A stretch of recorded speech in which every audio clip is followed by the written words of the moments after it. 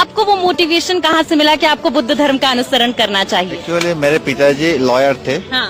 तो मैं बचपन से 16 साल जब मेरा उम्र था, मैंने पिताजी मुझे 4 बुक्स दिए थे।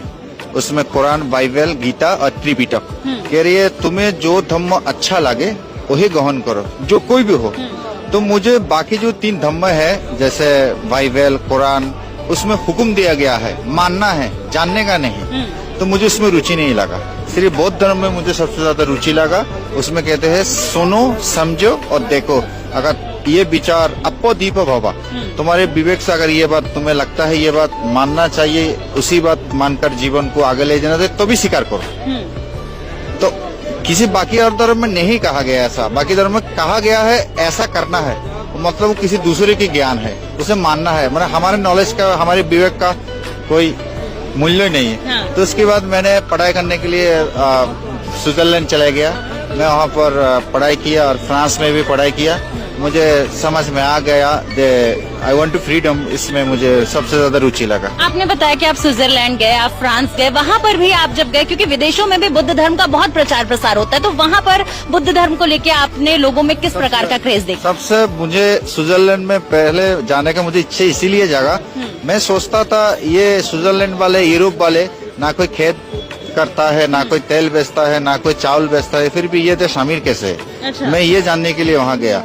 जब मैं वहाँ स्टूडेंट से बात किया तो वहाँ पर बात किया तो वो लोग कहते हैं, वो ज्यादातर एथिस्ट होते हैं, नास्तिक होते हैं वहाँ के लोग। वो कहते हैं जो मनुष्य अपनी विवेक से आगे बढ़ेगा, अपनी बुद्धि से आगे बढ़ेगा, जैसे Albert Einstein, Stephen Hawking, Nikola Tesla, जितने भी साइंटिस्ट लोग हैं, वो कोई मजदूरी काम नहीं करते, सब नॉलेज से आगे बढ़ा है। आज भी हम उनके पढ़ाई पढ़ रहे हैं। तो उसी प्रकार तो वो लोग ज्यादातर इस बात के ऊपर जोर देते हैं अपनी बुद्धि को, क्योंकि हर व्यक्ति के अंदर एक टैलेंट है। कुछ लोग समझ सकते हैं, कुछ लोग नहीं समझ सकते हैं, तो उसको समझना है। जो वो समझ जाएंगी तो भी आप राज करेगा। तो ये कहते हैं अगर बाबा साहब जैसा व्यक्ति अगर हमारे स्विट्जरलैंड में जन्म होता तो हम उसकी सूरज की रोशनी देते। मुझे बहुत सुकून हुआ इस बात को सुनकर। और वहाँ पर बाबा साहब की नाम पर रोड भी है और तथागत की हर घर में तथागत गौतम बुद्ध की मूर्तियां भी है। तो मैंने देखकर ज्यादातर यूरोप के देश बुद्ध के विचार को मानते हैं। ठीक है, सवाल ये है कि यूरोपियन देश बुद्ध को मानते हैं, तमाम विदेशी देश जो है वो बुद्ध को मानते हैं, पर भारत में अगर देखा जाए तो भी लोग उतने अच्छे से बुद्ध को नहीं जान पा रहे हैं। आखिर ऐसा क्यों है? ये है क्योंकि उनका चाल बहुत पुराना है। हाँ, मुस्कुराते हुए आप कह रहे हैं ये बात धीमी आवाज में। क्योंकि उनका चाल बहुत पुराना है कि इसीलिए नहीं सुना सका। बुद्ध ने सत्य को जैसा था ऐसा कह दिया और उसमें रट्टावर भी समझौता नहीं किया। जैसे अगर आसान भाषा में समझे तो जैसे सड़क पर जूता सिलाने वाला उसका धर्म नहीं धंधा है, नाई पर बाल काटने वाला उसका धर्म नहीं धंधा है, उसी प्रकार पंडित जो पुरोहित होता है वो जो भी करता है उसका धर्म नहीं धंधा है। तो बुद्ध ने पहली बार उस बात को सीधे सीधे कह दिया, धर्म नहीं है, नहीं वो धंधा है, सीधी बात है, वो भी जानते हैं। तो बुद्ध ने पहली बार इस बात को सीधे सीधे कह दिया कि ये वेद कोई ईश्वर की किताब नहीं है।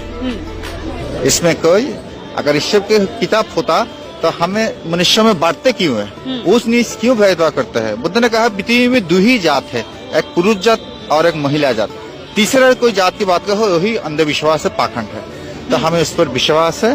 तो इसीलिए मैं फिर से कहता हूँ बुद्धम शरणं गच्छामि, अपनी खुद की बुद्धि की शरण में आकर जीवन करिए। और धम्मं शरणं गच्छामि, धम्म की जो धम्मशील समाधि प्रज्ञा पर आधारित है, ज्ञान नॉलेज, इसमें मनुष्य आगे जा सकता है। ना कोई पूजा पाठ से, ना कोई ऊपर बैठा है। मैंने 40-50,000 ऊपर में गया, वहाँ नीला आकाश के अलावा कुछ नहीं है। तो ऊपर बैठा है खामा का बोल देते, ये सब पूरा बकवास है। कोई नहीं बैठा है। नहीं, यहाँ कुछ नहीं है, यहाँ कुछ नहीं है। हाँ। ये सिर्फ अंधविश्वास है। अपने विवेक से आगे जाइए तो भी इस देश का सुधार हो सकता है। जब मेरा उम्र 16 था तो मैं ज्यादातर रिलीजियंस को पढ़ लिया था और मैं तमाम एजुकेशन भी किया था। मुझे इस लाइफ में ज्यादातर रुचि लगा और मुझे बौद्ध धर्म के लिए और बाबा साहब की जो थिंकिंग है उसको आगे ले जाने के लिए जो भी करना था वो मैं करूंगा। ये मेरा अंतिम इच्छा है।